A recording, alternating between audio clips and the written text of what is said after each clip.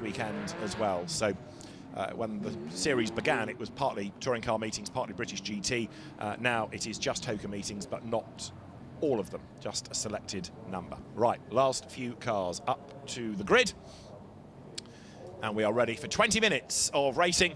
That green flag says that everybody is in place. So the blue car of Toby Trice on pole position. Tom Bradshaw with him at the front of the grid. The drivers now look up towards the light, which go red. Engine notes will rise. It is blast off.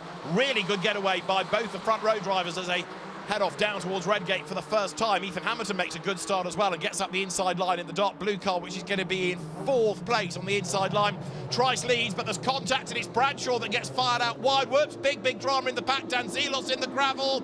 He got all sideways and with a bit of hip and shoulder was fired off. Go on, Dan, dig it out the gravel, but Bradshaw is stuck by the look of it. He is! Tom Bradshaw, a win and a 2nd place, and now he's out at turn 1. Yeah, that was frustrating. It looked like Joe Marshall sort of went for a move and it didn't pay off, and we've got a car stopped on the run down to turn 1. Safety car deployed. That's Jacob Toft. It's happened again. Whatever happened in the first race, it's done it again, seemingly on the launch, and it's just ground to a halt. So Jacob Toft's car is stranded on the track, and Nigel Jones, the clerk of the course, has no option but to call for a safety car.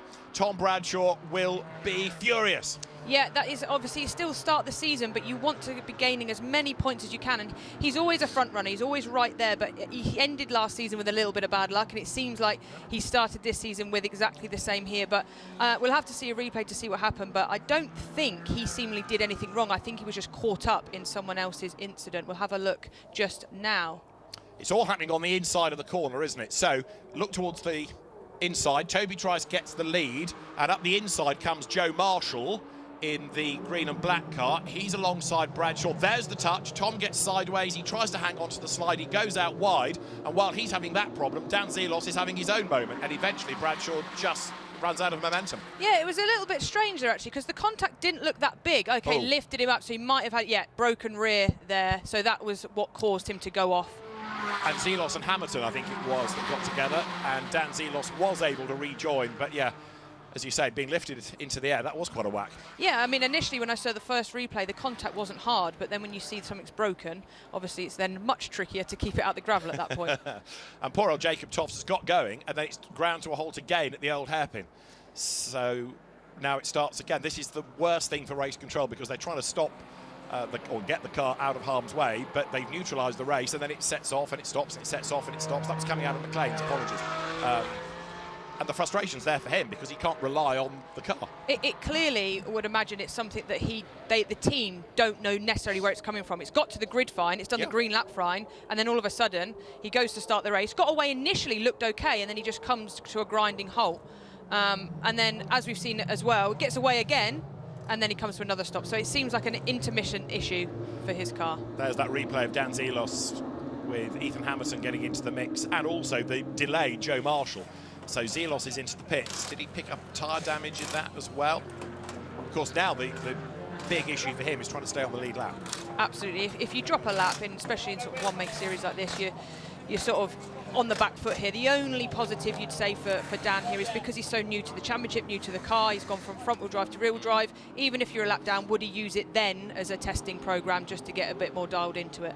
Fair point. Well, he does go a lap down as the leaders come by. Toby Trice is the race leader from Ethan Hamilton up into 2nd place now. Then Ben Mulryan. Joe Marshall's down to 4th. Matt Kyle Henney is a class-leading 5th.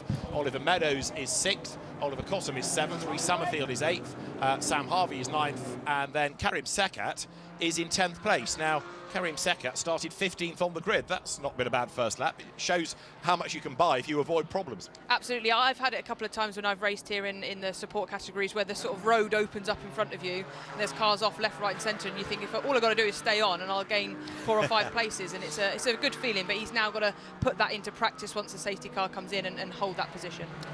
There is then the field turning downhill. Karim Sekat you're looking at in the Breckle Racing car.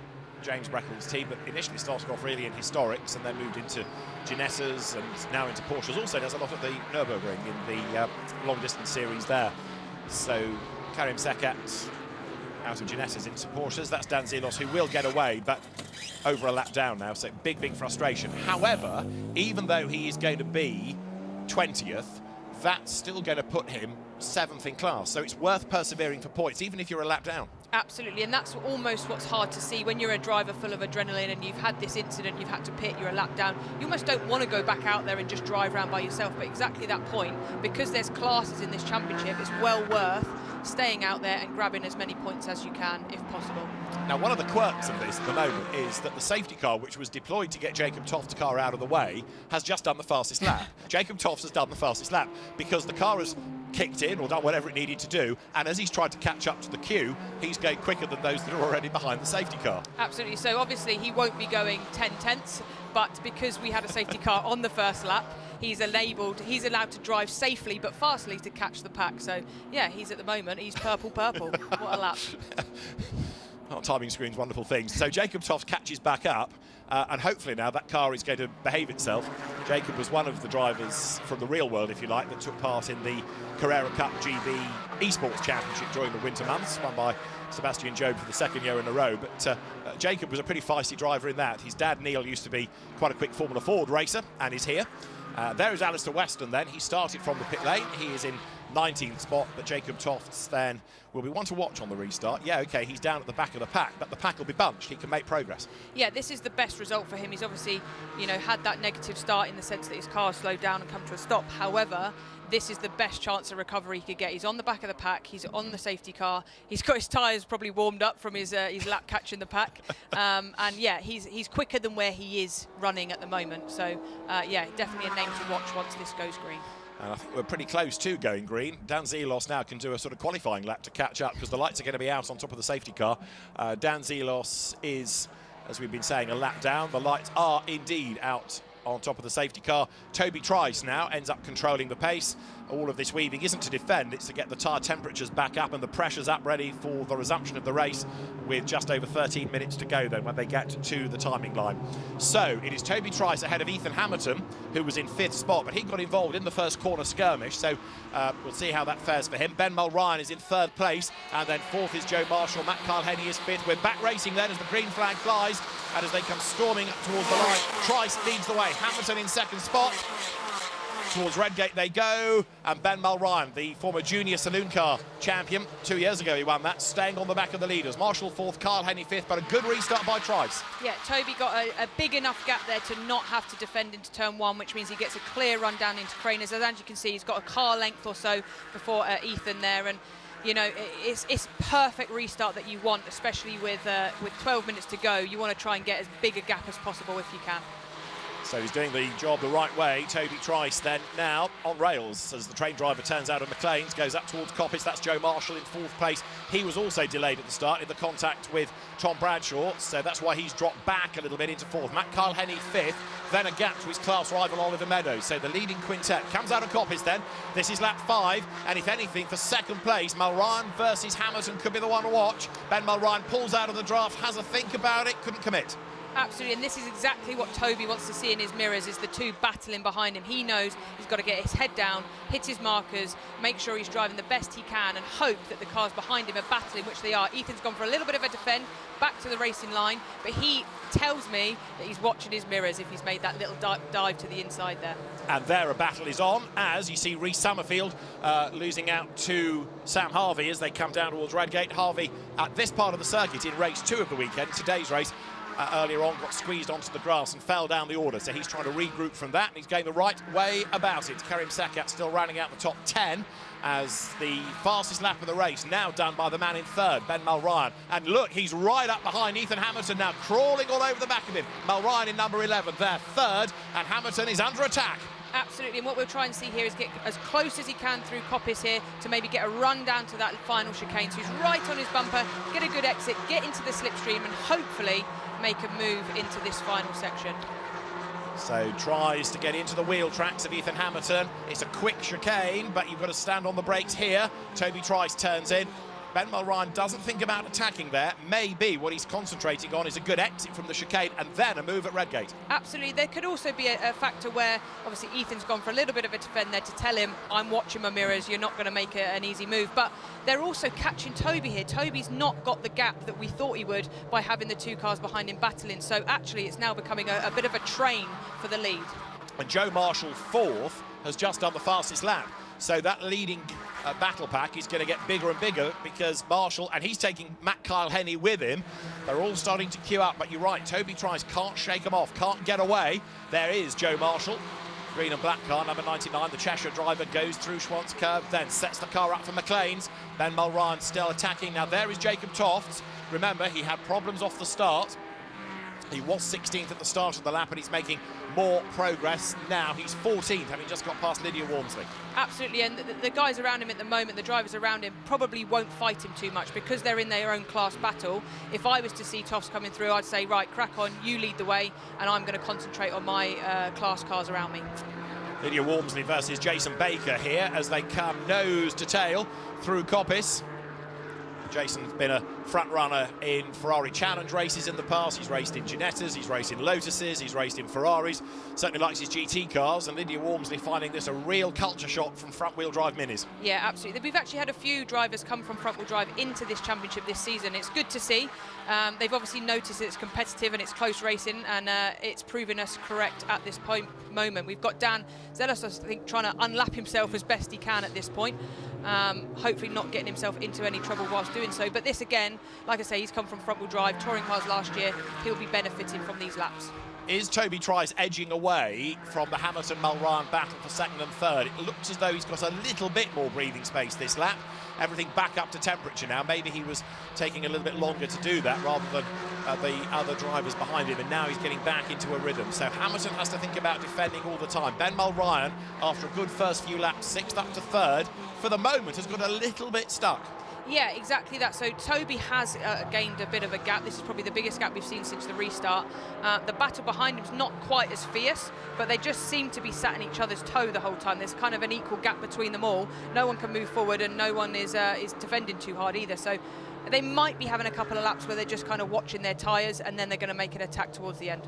Out of Redgate Corner they come. This is lap 9. We're into the second half of the race now. Just 8 minutes and 20 seconds on the clock. Replay, Jacob Tofts on the attack, then diving up on the inside of Jonathan Moore, coming up towards Coppice. And Jonathan Moore rather terrorised out of the way there. Yes, he was coming through whether he liked it or not at that point. And luckily, no contact and no harm done. And while all this is going on, Tom Bradshaw is a very frustrated spectator, of course, thinking about what might have been. There might be some discussions with officials and drivers post-race about Redgate lap 1. But second, third, fourth, fifth, all in a queue. Hamilton can't shake them off, but equally, Ben Mulryan can't find a way past him. To call Ethan Hamilton the cork in the bottle might be a bit harsh, but he has got them all stacked up behind him. And now, look, Marshall's on his toes to try and dislodge Mulryan, thinking, well, if you're not going to make a move for second, I need to get past you. Absolutely, let me have a go at it. But they seem to have, like, equal throughout the lap. Ethan's strong in some areas, and the two behind him is strong in other areas. So as a whole lap, they're sort of coming out at stalemate. So, yeah, it's going to be interesting to see how this plays out. But you can see that Joe Marshall is almost on his toes right at the end there and wants to get past and thinks, well, let's all get a move on, because at the moment, whilst we're sort of not doing much, Toby's edging further and further away. He's gained, I think, 2 tenths since the previous lap. And as the race wears on, more and more drivers being given warning flags for track limits, and the next stage after that is a penalty. So one or two of them need to be careful. I don't think it's actually affecting what's going on for the lead. In fact, one of them is Jonathan Moore, and another one who is being given warnings for track limit offences a bit further back, Dean Burden. Now, for second place, it is getting ever more frantic. Now, look, Marshall is on the attack, number 99 on the outside line, round Coppice. But no, you don't, says ahead of him Ben Mulryan. He is absolutely stuck, isn't he, Ben, behind Ethan Hamilton. But to be fair to Hamilton, he may not have the pace to go with the leader, but he is very resolutely hanging on to second place, not put a wheel wrong. He seems to be a little bit steady or compared to the other two through McLean's, but has a really good exit through Coppice onto the back straight where it counts. You want to be good through the corners that are obviously got a long straight so you don't get caught up. But Marshall, it seemingly just gets a little bit frustrated there, tried to make a move, didn't pull off, and now he's actually dropped back into the clutches of Kyle Henney. Yeah, Matt Kyle Henney's had a really good weekend thus far. 2 class wins, and his car, run by the family team, Clean Racing, is the same team that operates the leader's car, Toby Trice. So Clean Racing looking to clean up here as they have 2 class wins in the offing. Dust is settling down at the old hairpin, and we've only got 5 3/4 minutes on the clock. So for second and third and fourth, Mulryan and Marshall need to dig deep now because they're running out of time, running out of laps, running out of options. Absolutely, but what we've seen now is now that Marshall has dropped back ever so slightly, it gives Mulryan the freedom to fully attack Ethan without having to risk being overtaken by Marshall. So we might see a little change in game plan here where Mulryan is putting his head down and getting right onto the back of Ethan, knowing that he's not got any risk behind him. So down they come then towards the chicane as Jacob Toft continues to charge on. He's got himself up into 13th overall, but he's still 7th in class, so he's not yet got up with, apart from Dan Zelos, who had his own problems anyway, others in his class to start gaining points. He has done the fastest lap, and there, the hippie Porsche livery, that was the same colour scheme that was carried on one of the 917s in the early 1970s, now adorning the car of Oliver Cottam. He's coming under attack, heading downhill from Sam Harvey and then Rhys Summerfield behind. So there are lots of good battles up and down the order. Absolutely, and just going back to Tofts, he's doing the fastest lap, so he's doing everything he can do. Yeah. Clearly his car's got some issue this weekend and is letting him down in that sense, but he should take the positive from this weekend, knowing that actually he's got the pace to run at the front. So as long as we can get that car sorted, I think he'll be added to this battle at the next round. Now, 56, which is Dean Burden, has just been given a 5-second penalty for track limits. He was 12th on the road, but that will drop him behind, certainly Jacob Toft. Here's the battle pack for second place, again coming up towards the chicane, and now Toby Trice just sauntering off into the distance. Absolutely, this is where Toby will need to just make sure that he's super clean whilst being as fast as possible, because again, they're handing out the track limits penalties. He would hate to get one of those whilst he is 1.2 up the road now. So this is his to lose, in the sense that he just needs to keep it nice and clean and tidy and as fast as possible, because the guys behind him are just constantly sort of battling to and fro-in. We've got Marshall back on the bumper of Mulryan here. Indeed so, and as they drop down through the Craner curves, that fight for third is exactly what Ethan Hamilton has been wishing for the last 15 minutes or so, because suddenly the pressure is taken off him. He can escape just a little bit. The lead gap is 1.2 seconds. Last time around, fractionally faster was Ethan Hamilton, but the fraction is effectively thousandths of a second. I'm not suggesting he's going to catch Toby Trice for the race lead, but Hamilton, wide at McLean's, is now having a real push because he doesn't have to defend. Absolutely, but you know, he probably isn't even registering trying to catch Toby at this point. He's probably just panting and with a heart rate up from having to defend this long, that he just wants some breathing space towards the end of this race. Number 70, Sam Harvey, on the outside there, getting a little bit crossed up as he attacked Oliver Cottam. So Rhys Summerfield in the white, orange and green tricolour car up the inside. Down they come into the chicane. Good move by Summerfield because he got the place, but also managed to avoid clattering into the back of Cottam. Absolutely, and there's good racing throughout, and as I've mentioned before, there's classes within this race, so you're battling cars that may be seemingly at the back of the grid, but actually there's very good racing going on from start to finish on this Porsche Sprint Championship. Talking of good racing, Joe Marshall on the attack against Ben Mulryan for third place. Ben keeps the place, gets sideways. Marshall dives up the inside into the old hairpin. Oh, no, you don't. Ben Mulryan gets out his elbows, hangs onto the place. He's up the curb. Alongside him comes Marshall, nearest to us, round the outside at Schwantz. That will give him the inside line for McLean's. Joe Marshall's worked really hard for this, and it doesn't quite work. I thought he had that in the bag. That all started at the midway point of Craner curves, and I thought he had it in the bag. He was on the inside line, but he just didn't quite manage it. But he's still hanging on in there, got the inside here, but he's going to get a slower exit, which means he probably won't get the run down into the chicane. But Matt Kyle-Henny in the red-fronted car all of a sudden might buy into this. They're side by side down to the chicane. Marshall is on the inside, and now Ben Mulryan has to defend from Kyle-Henny. That gives the place to Marshall, and Kyle-Henny gets up the inside of Mulryan, side by side through the chicane. He's just got his nose in front as Matt Kyle-Henny coming over the line. So Joe Marshall goes up into third place with a minute and a half to go, and Matt Kyle-Henny on the inside line breaks as late as he dares. Not quite. A very good move. I thought it had it done on the inside. That's almost an easy move, but he just braked a little bit later, got his nose tucked in, and fair play to Mulryan, Kyle-Henny there for keeping it nice and clean, and they all come out unscathed. Right, well, all that's been going on. Toby Trice has actually built the gap again. It's up to 1.8 seconds now. So, perversely, even though Ethan Hamilton isn't having to think about what's going on behind for the moment, he still can't match the pace of Toby Trice. So, it looks as though it's going to be 2 for Toby this weekend, 1 to Tom Bradshaw. Into Coppice he goes. There's Ethan Hamilton, who's on his own, and I don't think, with respect to him, Joe Marshall's going to catch. Ben Mulryan is 4th, Matt Kyle-Henny is 5th, and he is leading the AM class within the RS category. And then behind him there's Oliver Meadows, Oliver Cottam, Rhys Summerfield, Sam Harvey, Karim Sekat to round out the top 10. Been a lively race, hasn't it? Absolutely, and this is what we love to see. The one-make racing, it makes it so close throughout the grid, and as we saw last year, coming into this year, it is always entertaining racing, but clean. We've seen some really, really good, clean, hard battles, and it's still continuing now into turn 1. Is it ever? Ben Mulryan on the inside, Matt Kyle-Henny on the outside, gets lent on a little bit maybe. He's over the curb. That's the outside for Hollywood, and he doesn't actually stand his ground, so he can't claim the inside for the first part of the Craner curves. Of course, although Matt wants a place, he doesn't want to throw away a class win. Exactly that, and that's what he's got to watch for, is, like you said, he wants to finish as high up the grid as he possibly can. However, do you risk throwing away a win in your own separate sort of championship?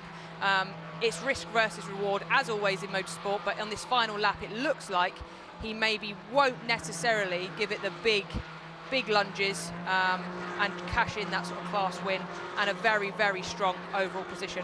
Toby already flashing his lights. That is a brave move if ever I saw one. Well, he knows, doesn't he, that the win is his, and he's worked really hard for this. Think back to Silverstone 2 years ago. He had a big, big accident, but he's bounced back in style. 2 wins at Donington for Toby Trice. He wins round 3 at Porsche Sprint Challenge Great Britain. Ethan Hamilton takes 2nd place. Joe Marshall 3rd. 4th, Ben Mulryan. Matt Kyle-Henny takes 5th. 6th is Oliver Meadows, and then it's Oliver Cottam, Rhys Summerfield, Sam Harvey, Karim Sekat across the line to round out the top 10. Dean Burden's penalty puts him in 13th place. Toby Trice wins Pro within the RS division, Matt Kyle-Henny the AM, and here is number 12, which is Jonathan Moore's Toro Verde GT entry. That's going to win the Club Sport Pro element, and the Club Sport AM will go to Hannah Chapman for 3 out of 3. Really good weekend. I know Hannah very well, and she had some tough years in motorsport, sort of dropped her head a little bit. She's come back stronger than ever. 3 out of 3 wins. She qualified 2nd, and she works very, very hard for her racing, so great to see her have a successful opening weekend this year. Absolutely, because these are pretty complicated cars. Yes, they're powerful, but there's quite a lot to them. Yeah, absolutely. It's not easy to just jump in these and be fast, and we've seen that with the likes of Dan Zelos, who's had a lot of experience prior and very lots of success, and he's jumped in and he's not straight on the podium or anything like that. So fair play to the rest of the grid that are rookies or new to this championship as such, putting on a great show for all of us today. Well, Toby Trice, then, for clean racing, has done a great job, and his 4th season of racing with this championship. He knows the cars, he knows how they behave. He was one of the original drivers with the Club Sport. He's moved up to the RS Club Sport and has certainly had a great weekend, and Tom Bradshaw's demise in that race will help long-term for the championship. Round 3 of Porsche Sprint Challenge GB goes to Toby Trice ahead of Ethan Hamilton. The gap at the flag, 2.5 seconds. Joe Marshall 3rd ahead of Ben Mulryan. Then Matt Kyle-Henny, who wins his class. Oliver Meadows 6th, Oliver Cottam 7th, and Rhys Summerfield 8th, with Sam Harvey and Karim Sekat rounding out the top 10. 11th, Daniel Lewis ahead of Jake